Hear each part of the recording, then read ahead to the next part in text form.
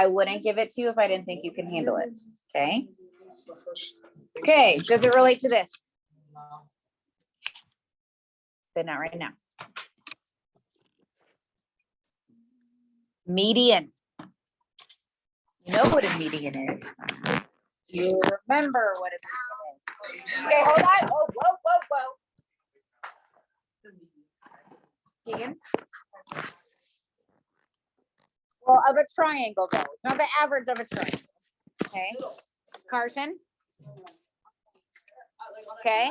So yeah, on like a graph thing, it's like I want of a triangle.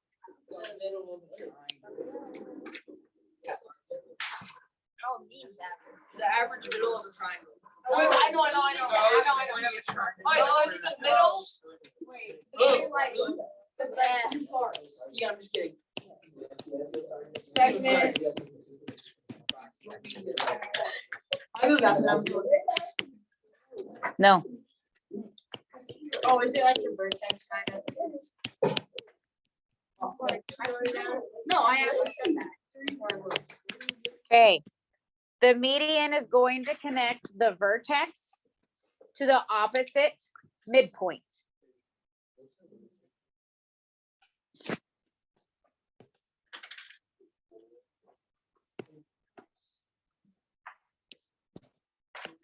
That would be a median. Wait, what? Oh, it's a segment, yeah. Wait, what part of it? It's a segment. Oh, I said that. Like this is the median. The middle average. No, tuna. An Oh. average Yeah. of the middle. Oh, wait, I just.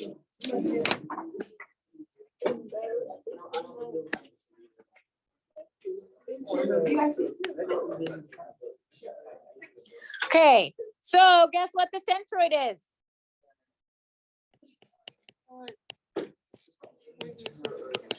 The intersection of the medians.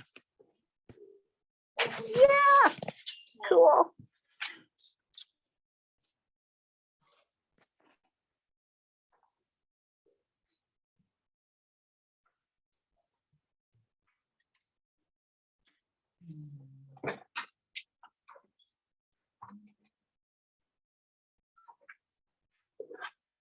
The centroid is the intersection of the medians. Jonah. Okay. I think I just read your lips. You say now you can go. No way. Go and how'd you do that? I said it, yes. I know, but like you said it in your lips. I just like said it out loud. Okay, here we go. The what? So here's what is special. The centroid is 2/3 of the distance from each vertex to the midpoint of the opposite side. What does that mean? Okay, so like I'll in this triangle right here, AP. You see where this is AP. AP is 2/3 the length of the entire median. I'm sorry. So, oops.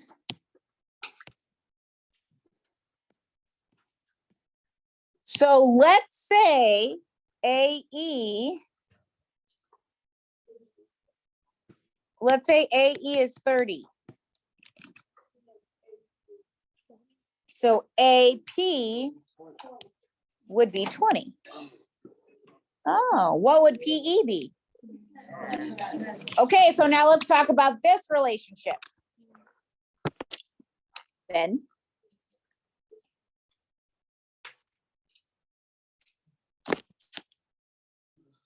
We're up here. Let's talk about this relationship. What do you notice about PE and AP? Okay. So PE is half of AP. Or you could say that AP is double PE. Okay, however you want to say that. Okay, so we need to practice using this. All right. So we're going to draw two different triangles here. Okay, we're going to have two different examples. Here's the first example. Let's see if I can do this here.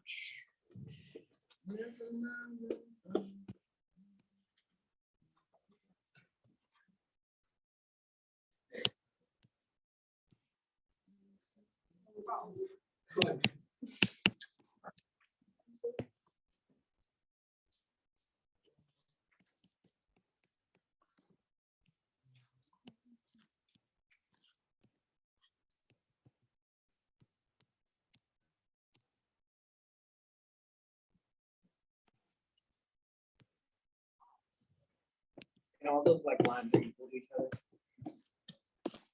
Mark.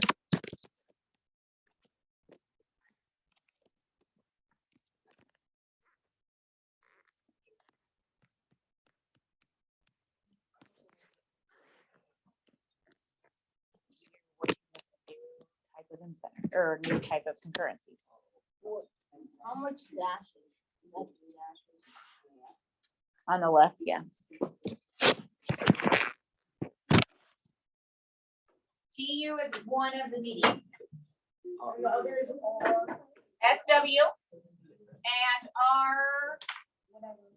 I didn't label that guy. Can I do all of these? We're gonna do V. What I want. What are we doing? Oh.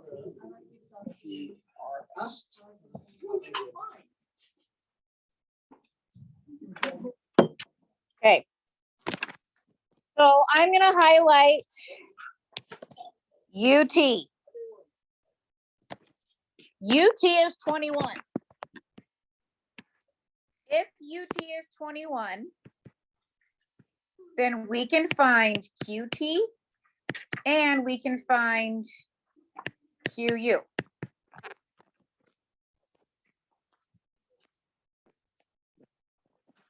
Okay, now QT is the longer segment. Okay, QT is 2/3 of the median. Yes. Oh, that is the theorem. If you have a centroid, then this piece is 2/3 of the whole median. Okay. Yes. What is the answer? QT is 14 and Q is 7. Okay. So 2/3 of 21 is 14. If the whole thing is 21, and we now know that QT is 14, then we have 7 left over. So then it's SQ. Hold on. One question at a time. Right here. I gave it to you. Okay. Okay. So you can look at it of one of two ways. You can look at this as 2/3 and 1/3. You can look at this as, oh, well, we figured out that this is 14. The whole thing's 21. 21 minus 14. We have 7 left. Okay. All right. Now I want to know SQ. Wait, we know SQ. SQ is 8. I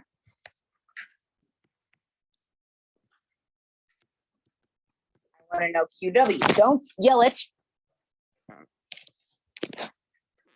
Okay. So here is the median in reference.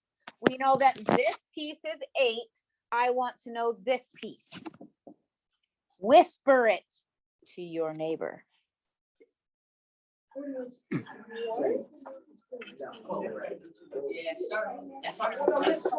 Oh.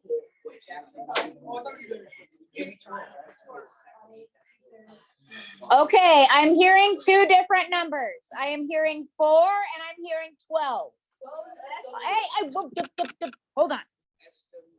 Jonah, SW is 12 is what you're saying. How do you figure?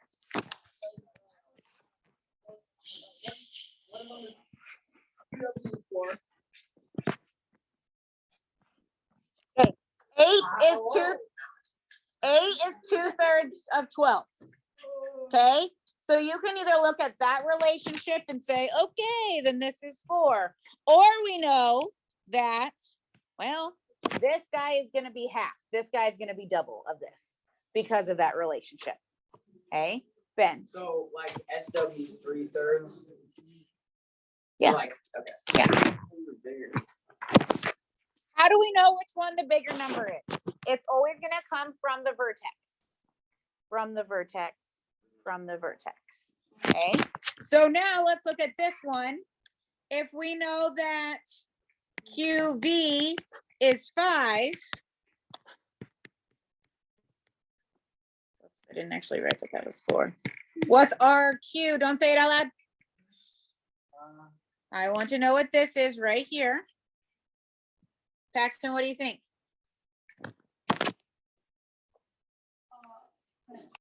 Okay, all we have to do is double it. Because this is 2/3 of the whole 3/3. Okay. Throw some algebra in here.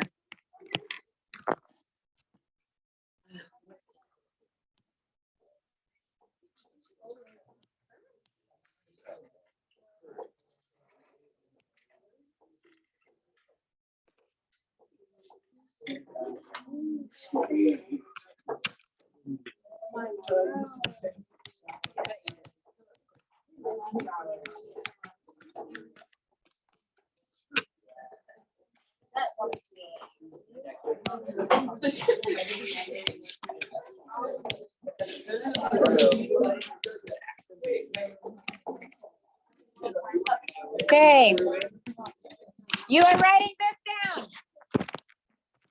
Jonah, you're writing this down. You're drawing this picture.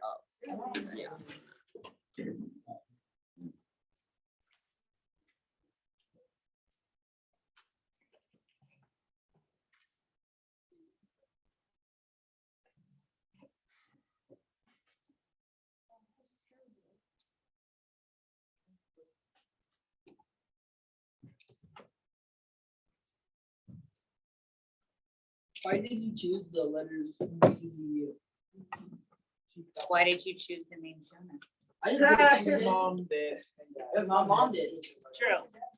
Why did you choose your middle name as Giovanni? I think I choose that. Wait, why did you choose your number? Okay, here we go. VZ is 2x plus 7 and ZU is 10x minus 16. Okay, Jack, tell me something we know about ZU compared to VZ.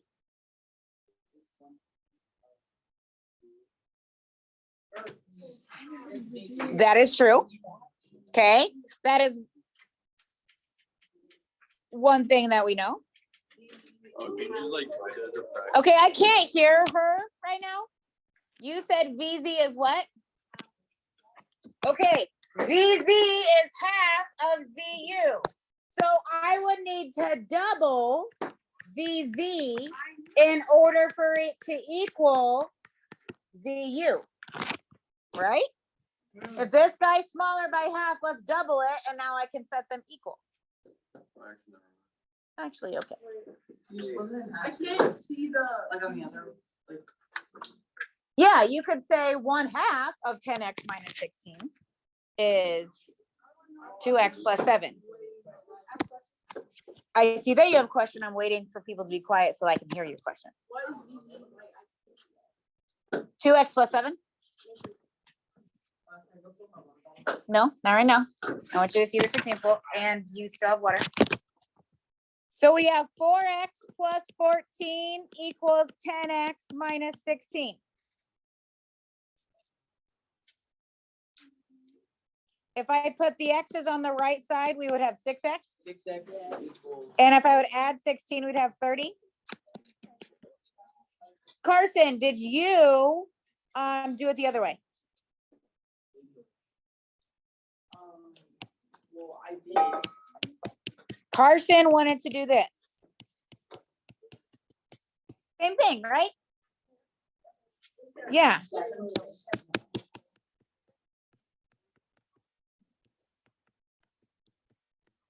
Crazy, crazy. We got the same thing. All right. So now let's talk about what an altitude is. You remember what the altitude of a triangle is? The height. And it goes, sure, it just, yeah, on my desk. It goes from the vertex to the opposite side at a 90-degree angle.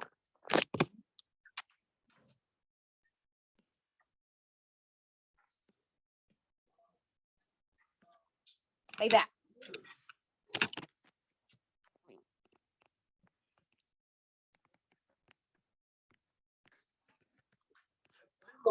Is that, That is a perpendicular sign. So then the orthocenter, that's our fourth and final point of concurrency. The orthocenter is the intersection of the altitudes. You ever think that? Ah. You ever think that? Somebody needs to just be quiet right now so I can answer some questions. Dalton is not seeing how this is going to be a thing. Okay, here's the deal. The orthocenter is not always going to be inside of the triangle, right? Okay, so let's go to the next page.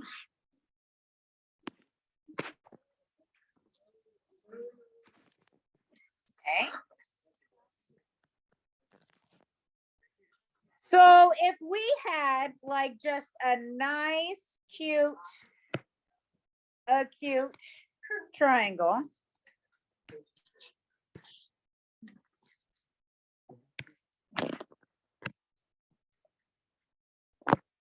Then they're gonna intersect inside. Okay. Now, if we have a right triangle,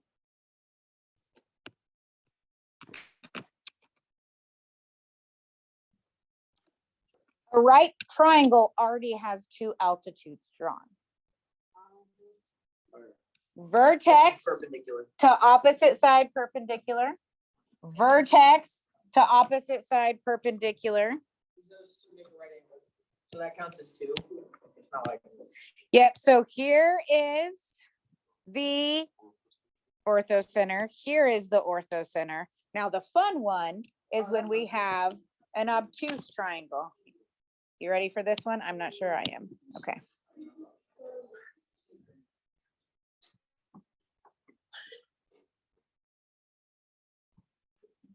Okay.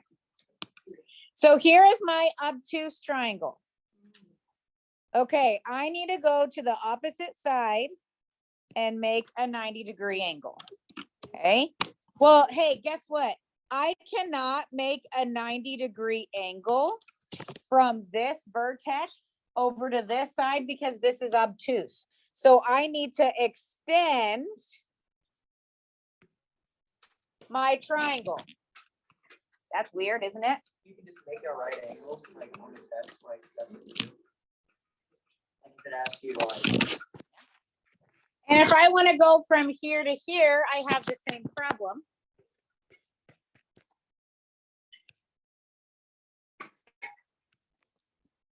Okay, well, I don't see that these are intersecting anywhere.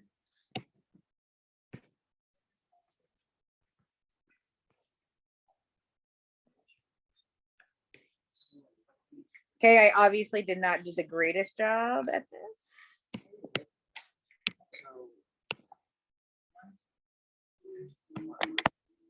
There's our orthocenter.